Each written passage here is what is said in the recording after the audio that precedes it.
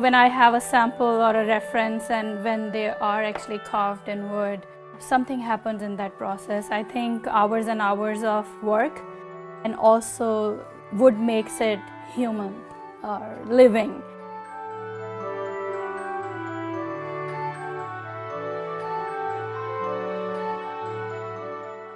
And add something that you don't really feel in an actual object. So yeah, I just love it. Something that comes out of my heart.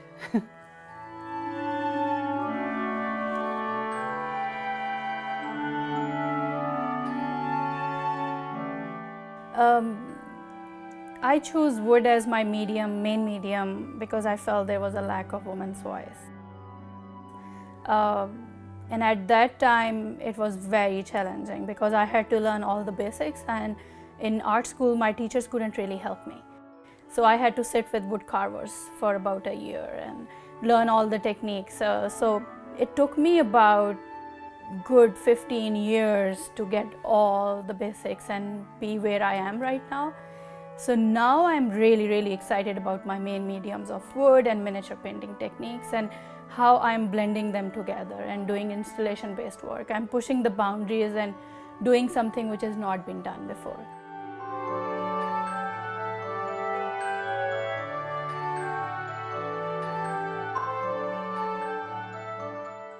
Whenever I do a new work, I have told myself it should be better than my previous work. It should be more challenging. It should push the boundaries even more, and that's what I do.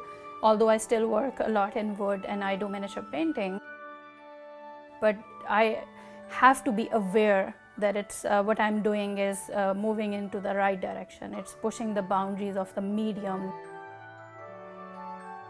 and my expression. There is more depth of concepts and there is more technique involved. So maybe I'm producing less work now, but my work is a lot more detailed. I am flexible. When I start with an idea, I let myself think about it more, do even more, continue to research, and let myself change the idea if I feel like it.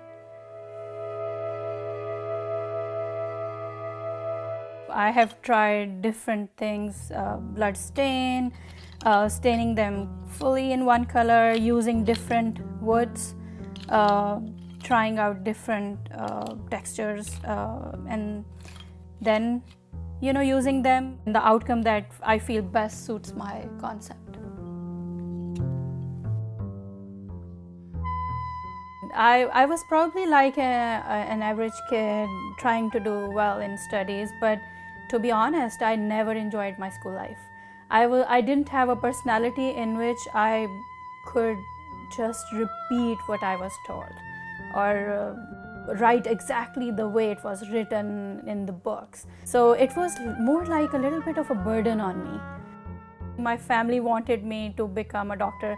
I'm originally from Pakistan. In South Asia, when kids are good in studies, their families expect them to be either engineers or doctors. These are the two professions which are considered respectful and successful later on. So, and that was not something that came out of my heart. I can't even see blood. I actually pass out if I see blood. So I tried, I took science subjects in my high school and tried to please my family, but just couldn't do it. And I had to tell my family, and especially I remember telling my father. So he let me try fine art because I used to love to draw. Even when I was doing biology, practical books, I would enjoy more drawing than learning anything else. When I decided I want to go to a professional art school, it became real to my family. And they were sitting on one side of the table and I was on the other, and they didn't want me to go to art school because art schools were considered a place where you get too much freedom and you can do whatever you like.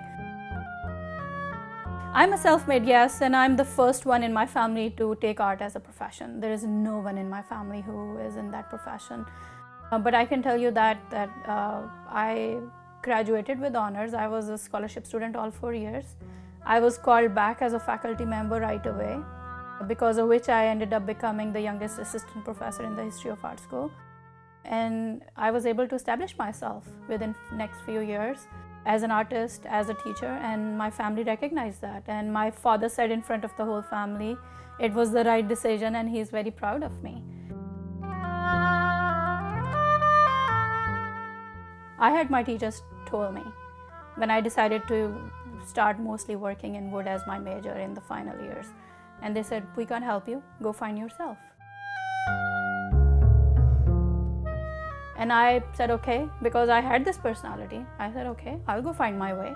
And I went and started working with traditional carvers. Was it easy? No, they were not used to see a woman around them. I had to go through such difficult time that it broke me a couple of times, and I was at the edge of giving up, and I said, no, I cannot give up.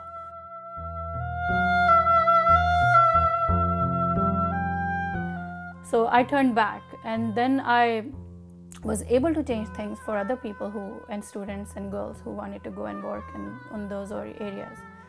But was it easy? No. It was very difficult. But I also think a lot of that gave me an inspiration for my work too.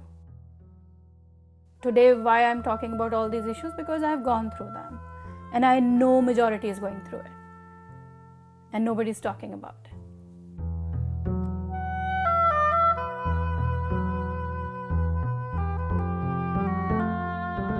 My first grant was small from For Culture, but I was so excited, and that allowed me some freedom to do experimentation that I was trying to do at that time. And the fabricated ants, which are now one of the major symbols and part of my work and installations, is actually because of that small grant.